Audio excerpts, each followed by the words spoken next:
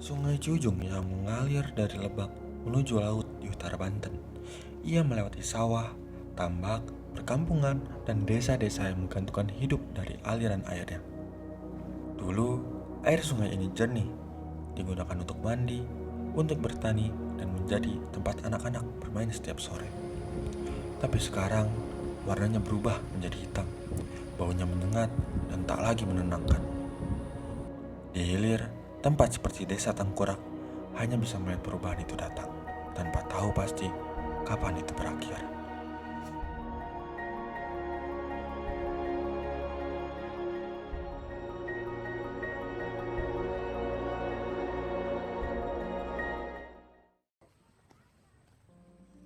Arif Hidayat, seorang nelayan kepiting, menggantungkan hidupnya di aliran ini. Setiap hari ia turun ke sungai, tapi hasilnya tak lagi sebanding. Dulu itu semenjak sebelum ada limbah itu, jangankan di laut, di sini aja kalau nyari ikan itu nggak susah. Nah kalau sekarang di sini susah, di laut juga susah. Prihatin lah, banyak biota laut, ikan, udang semua pada mati semua, musnah. Kayaknya hampir setiap minggu ini. Air sungai yang dulu menghidupi, kini merusak. Bukan hanya nelayan, tapi juga petani tambak yang kehilangan sumber air bersih. Iya.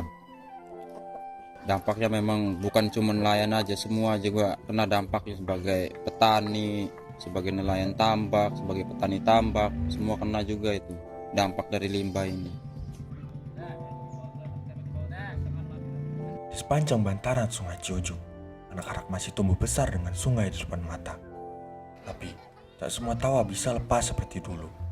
Ada ketakutan yang muncul dari warna air, dari bau menyengat yang datang tiba-tiba. Salah satu dari mereka, seorang bocah bernama Al-Fajar, pernah merasakannya langsung. Saya Muhammad Al-Fajar, tinggal di desa Kampung Angkurak.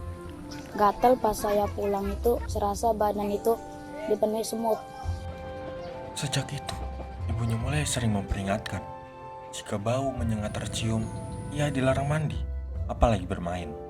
Sungai yang semula tempat bersenang-senang, kini disikapi dengan hati-hati.